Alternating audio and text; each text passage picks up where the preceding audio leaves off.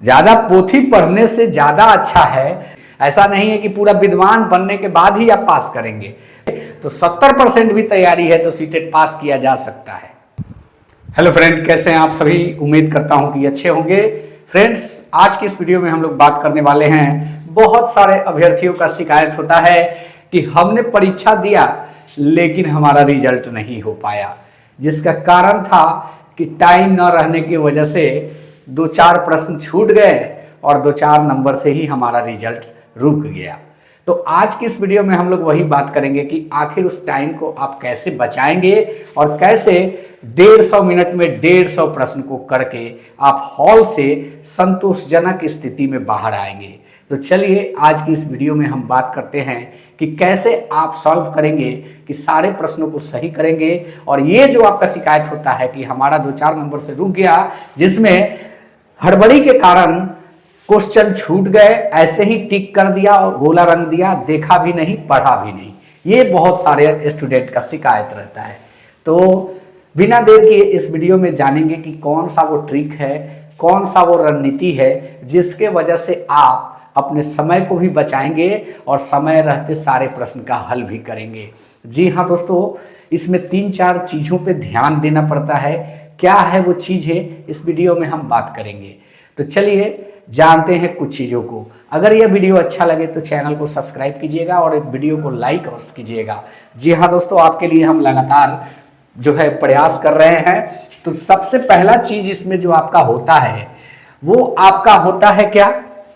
पहला तो यही हो जाएगा कि आप टाइम न रहने के लिए प्रश्नों को छोड़ देते हैं। आपके 4 से 5 प्रश्न का जो है गोला नहीं कर पाते। सबसे पहला तो यही होता है कि गोला भी नहीं कर पाते। अगर कर पाते हैं तो यूं ही देख के बिना प्रश्न को पढ़े हुए कर देते हैं। कहाँ पे आपका समय खराब होता है, ये भी एक बहुत बड़ा रीजन है। जी हाँ दोस्तों, इसके बारे में भी जानेंगे। क्या करेंगे सब चीज़ों के लिए, ये भी बहुत ज़रूरी है। क्या करेंगे ये भी बहुत ज़रूरी है। तो चलिए देखिए क्या होता है। आप जब एग्जामिनेशन हॉल में घुसते हैं और चीज़ों को समझ के करने का प्रयास करते हैं, आप इस प्रकार से सीरियस रहते हैं कि आप आराम आराम से चीज़ों को करते हैं। और जब परीक्षा में जो टाइम चलता है वो कहीं ना कहीं आपके दिमाग से तेज चलने लगता है और लगता है कि बहुत जल्दी जल्दी समय निकल रहा है। ऐसा होता नहीं है। आप एक एक प्रश्नों पे समय ज़्यादा ले लेते हैं। तो पहले आपको प्रयास करना होगा कि 50 सेकेंड में हम अपना सॉल्व कर लें। 50 सेकेंड में आप अच्छे से प्रश्न को पढ़ के उसका ऑप्शन देख सकते हैं, वहीं पे आप टिक कर लें। वहीं पे टिक कर लेंगे, आगे बढ़ जाएंगे। जी हाँ दोस्तों, मैं बता रहा हूँ, उस चीज़ को आप करते चलिएगा।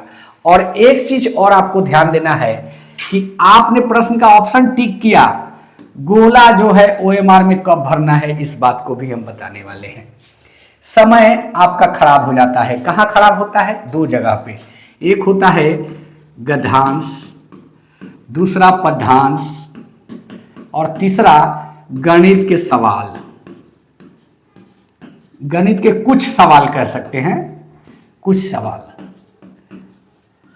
यहां पे आपका समय खराब होता है और ये आपका समय कम से कम ले लेता है। 15 प्रश्न होते हैं, दोनों से 15 प्रश्न होते हैं, आपका यह 20 मिनट ले लेता है।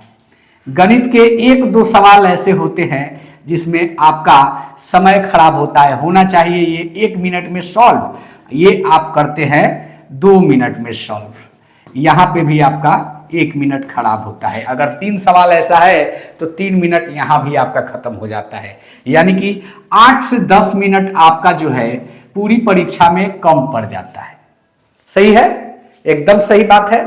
तो इसी सब का सॉल्यूशन यही है कि जो समय खराब होता है तो ये गद्यांश और पद्यांश जो है, आप इससे पहले जो भी सेट करते हैं टाइम के साथ 15 मिनट के भीतर, देखिए इसमें 12 से 15 ही प्रश्न होते हैं, ज्यादा नहीं होते हैं। तो 15 मिनट के भीतर इसको प्रैक्टिस करें सही सही हल करने का। अगर इसको आप सही से हल कर पाएंगे तो आपका ये 5 मिनट यहां पे सीधे माइनस हो जाएगा। गणित के कुछ सवाल जिस पर आपका समय लग रहा है, देखिए बनाने वाले आपके कितने प्रश्न होते हैं? 15 प्रश्न। 15 प्रश्न बनाने वाले होते हैं और इसको इसमें आप देखेंगे कि 4 क्वेश्चन, अधिक से अधिक 4 क्वेश्चन ऐसे होंगे जो आपके समय को बर्बाद करेंगे। तो यहां पे आपको रुकना नहीं है, वो 11 क्वेश्चन को सॉल्व करना है जो आसान है। समय लास्ट में मिले तो आके उसको कीजिए, दिक्कत नहीं है, लेकिन फंसे नहीं रहना है। नहीं तो जो ये 11 आप जान रहे हैं कि आपसे सही हो जाएगा, इसमें से भी हड़बड़ी के कारण 1-2 नंबर कम हो जाएगा, यानी कि ये 9 ही हो जाएगा, 5 ही हो जाएगा, ऐसी स्थिति हो जाएगी। इसलिए इसके लालच में न रहें, ये टाइम किल करने के लिए ही दिया रहता है। ये 4 प्रश्न ऐसे होते हैं कि ये सिर्फ और सिर्फ आपके समय को खत्म करने के लिए ही, समय को बर्बाद करने के लिए ही दिया हुआ रहता है। इसलिए यहां रुके नहीं, आगे बढ़ जाए।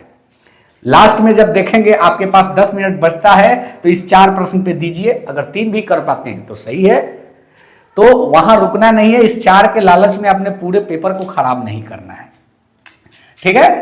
तो आप जब सीडीपी कर रहे हैं, सीडीपी करेंगे तो आप सही सही टिक करेंगे, आपका कम से कम 20 मिनट में आप सही सही टिक कर पाएंगे। उतना भी फास्ट नहीं चलना है, मीडियम स्पीड रखना है, ना ज्यादा तेज ना ज्यादा फास्ट। आप इसको टिक कर लीजिए बुकलेट में 20 मिनट में, और 10 मिनट में इसको रंग दीजिए। बस इतना ही आपको करना है, दूसरा काम नहीं करना है। इस प्रकार से आपका 30 मिनट एक पेपर पे जाएगा और 150 प्रश्न 150 मिनट में आप सॉल्व कर पाएंगे।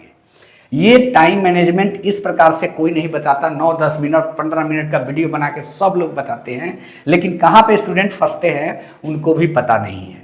इसलिए कभी भी आप एक पोर्शन यानी कि एक विषय का पूरा प्रश्न हल करने के बाद ही इसको रंगे, और ये आपके ध्यान में रहना चाहिए सब समय कि 20 मिनट में ही, ज्यादा फास्ट नहीं ज्यादा स्लो भी नहीं। अगर थोड़ा भी तेज चलेंगे तो नंबर कम हो जाएंगे, क्योंकि प्रश्न आप सही से नहीं पढ़ पाएंगे। और आधा अधूरा जब प्रश्न पढ़ेंगे तो निश्चित है कि गलत होगा। लास्ट में लिख देगा नहीं नहीं है, तो आप यहां तक ठीक आएंगे, ये वाला आपको नहीं दिखेगा, है दिख जाएगा। तो निगेटिव प्रश्न का आंसर आप पॉजिटिव में देके चल जाएंगे। पॉजिटिव का ऑप्शन लगेगा कि भालूवासा है, मार देंगे, बहुत अच्छा क्वेश्चन था। तो ऐसा भी नहीं करना है, प्रश्न को पूरा पढ़ना है, और प्रश्न को पूरा पढ़ने के बाद ही ऑप्शन देख के टिक करना है। ऑप्शन भी कैसे देखना है, अगर प्रश्न नहीं समझ में आ रहा है तो ऑप्शन आपको देखना है 1 2 3 4।